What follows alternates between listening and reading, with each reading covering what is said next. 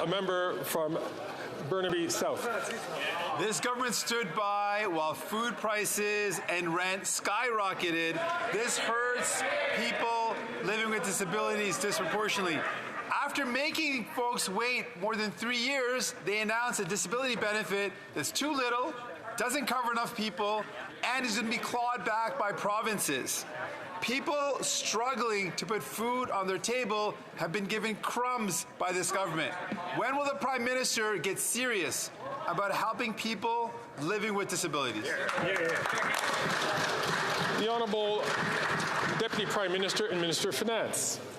Mr. Speaker, we are glad to be the first government, the first federal government in Canadian history to put forward the financing for support for people with disabilities across our country. That is a milestone. It is a very big deal. Mr. Speaker, this is just the first step. We recognize there is more to do, including working carefully with provinces and territories, and we're going to do it. L'honorable député de Burnaby Sud. The honourable member for Burnaby South. This Liberal government is failing people living with disabilities. Les groupes luttons. Advocates for those living with disabilities are clear. The announcement of the disability benefit is just not enough. It's not working. $200, that's not enough. The Prime Minister has thousands, billions even, to give to big oil, but pennies for Canadians living with disabilities. Will he sit down with disability advocate groups and fix this problem? The Honourable Deputy Prime Minister and Minister of Finance. Mr. Speaker, our government is proud. We are proud to be the first federal government to come forward with a disability benefit for those living with disabilities. This is a major step forward, and we are proud of our accomplishment. We understand that now we need to work closely with provinces and territories. This is just the beginning. We need to do more, and we will do more. Thank you. Member from South Surrey, White Rock. Crime, chaos, drugs, and disorder. That's what we have after 9 years of this NDP Liberal government. The extremist policies of this Prime Minister have forced parents in British Columbia to protect their kids from used needles at the playground. Open, in-your-face drug use in Tim Hortons, on the SkyTrain, even in our hospitals. The Prime Minister's negligence is killing our citizens. When will he admit that his radical decriminalization experiment has failed and end it? The Honourable Minister for Mental Health and Addictions. Mr. Speaker, too many Canadians are dying every day from an ever-changing illegal toxic drug supply. The opposition leader and members of the Conservative Party are a big talk about investing in treatment, but Conservatives cut 2/3 of the drug treatment fund when they were last in government. Shameful. Let's talk about what saves lives, Mr. Speaker. Safe consumption sites, accessible social and healthcare services, prevention, treatment, and harm reduction. They have no plan, Mr. Speaker. On this side of the House, we continue to work to save lives. The Honourable Member from South Surrey, White Rock. Well, let's talk through a clear lens, Mr. Speaker. 40,000. That is the number of Canadians that have died from drug overdoses since 2015. Entirely preventable. Last year, BC set a record with over 2,500, and they want to talk about saving lives and compassion. Premier Eby and this Prime Minister have failed British Columbians, and now he's taking his deadly experiment to Toronto. Until this extremist drug policy is dismantled, people will keep dying. Will he prioritize recovery and stop killing Canadians with his radical ideology? The Honourable Minister of Mental Health and Addictions. Mr. Speaker, the opposition don't want to talk about the plans or the tools that are needed to save lives because they don't have a plan. All they offer Canadians are slogans and fear. Slogans are not an evidence-based strategy, Mr. Speaker. They are just words. We have a full suite of measures that address this crisis because it's a public health crisis, Mr. Speaker. It is not a criminal issue. We continue to work with BC on the exemption that they requested with the clear lens of public health and public safety. Good job, yeah. The honourable member from Fort McMurray, Cold Lake. Mr. Speaker, this NDP Liberal Prime Minister is not worth the crime, chaos, drugs, and disorder. After 9 years of the Prime Minister's extremist policies, public drug use has become the norm. The Prime Minister has made it legal in British Columbia to smoke meth on the beach beside a family or smoke crack in a hospital beside healthcare workers. In fact, a nurse in British Columbia stopped breastfeeding her twin girls early at 13 months because being exposed to illicit drugs in the hallway. When will the NDP Liberals realize that time is up and end the decriminalization today? The Honourable Minister of Mental Health and Addictions. Mr. Speaker, every life lost in the illegal toxic drug supply, every overdose, every family that loses a loved one is a tragedy. Right. Mr. Speaker, our focus, working with the BC government on their exemption request, is about saving lives, about providing health care. Harm reduction is health care, Mr. Speaker. Treatment is health care, Mr. Speaker. Prevention is health care, Mr. Speaker. Enforcement is also part of the plan. We continue to work with law enforcement in the provinces. They continue to divide.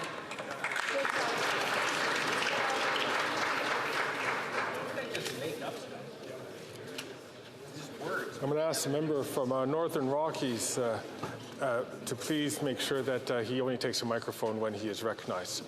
The honourable member from Fort McMurray, Cold Lake. I'm sorry, Mr. Speaker. Drug deaths are up 380% in BC since 2015 when they took office. So the NDP Liberal Coalition unleashed a horrific experiment in British Columbia, and now the NDP Premier is pleading with the Prime Minister to fix this disaster. But what we're learning is the Toronto minister has decided they're going to double down and they want to expand this failed project into Toronto. After 9 years, this NDP Liberal government's drug policy is failing Canadians, and the Prime Minister is not worth the cost. Instead of expanding this, will they do the right thing and just end this policy today? The Honourable Minister of Health. Speaker, around the world, opioid deaths are taking so many lives. The only way we can rise and meet that moment is with truth and evidence, and not inflaming through spreading false information this situation. I would ask the member opposite, instead of trying to seek opportunity to attack in this House, to work collaboratively on evidence-based solutions that save lives. Like her, like every member of the House, when a life is lost, it rips us all apart. And we have to meet it with truth and honesty and set aside partisanship, Mr. Speaker.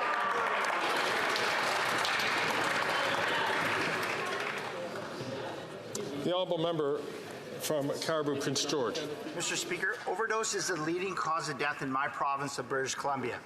This NDP Liberal Prime Minister's extremist drug policies have turned our neighborhoods into war zones. Hard drugs are being used in playgrounds, coffee shops, and even hospitals. Last week, a drug-addled man lit fires and consumed drugs in front of traumatized kids at the Prince George Aquatic Centre. The RCMP were called numerous times, but their hands are tied because of their insane drug policies. Will the Prime Minister end his deadly drug decriminalization today? Hear, hear.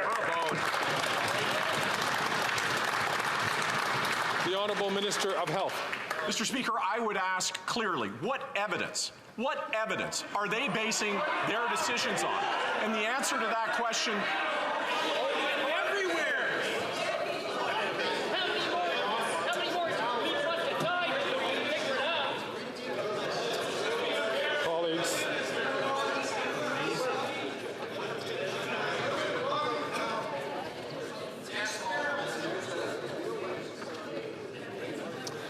The Honourable Minister has 25 seconds left on the clock. Mr. Speaker, replacing science with slogans, replacing research and evidence with talking points will not fix this problem, Mr. Speaker. There is not a person in this House who is not ripped apart when we watch somebody lose a loved one to this crisis. But to meet it with partisanship, to meet it with pretend solutions, to do things that have failed in other jurisdictions is a disgrace to those who have lost family members, Mr. Speaker.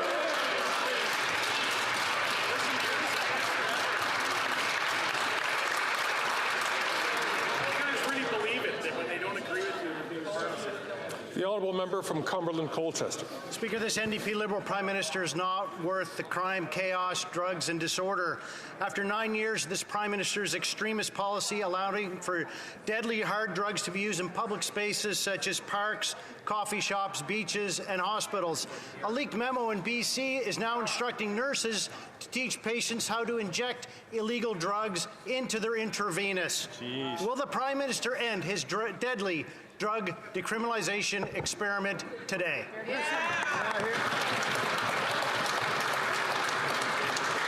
The Honourable Minister of Mental Addictions and Health. Speaker, on this side of the House, we are committed to saving lives and making sure people who use drugs don't die alone.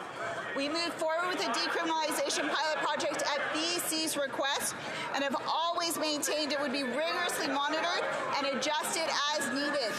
We know a full suite of tools, including harm reduction, are needed. Even the MP from Caribou Prince George knows it. He said himself, quote, I asked if safe injection sites were helping. They did say that safe injection sites probably do help. Mr. Speaker, every tool, every resource to save lives is what we are committed to. The Honourable Member for Lac-Saint-Jean. This morning, La Presse reported on 5 families of Indian origin crammed into one apartment because of the housing crisis. It's outrageous to see such a thing in Canada, but sadly, this is the reality for thousands of asylum seekers. They arrive here and they realize that they don't even have the right to work to support themselves because the federal government takes 2 years to give them work permits. Then they realize that it now takes Ottawa 38 months to process asylum applications. 38 months, Mr. Speaker. How many more families will have to endure these inhumane conditions before the federal government finally speeds up processing times? The Honourable Minister of Immigration and Citizenship. Well, first, I'd like to correct a mistake the members made. He said it takes 2 years to issue work permits, but in fact, it's 3 months. We need to be honest and speak the truth on the floor of the House of Commons.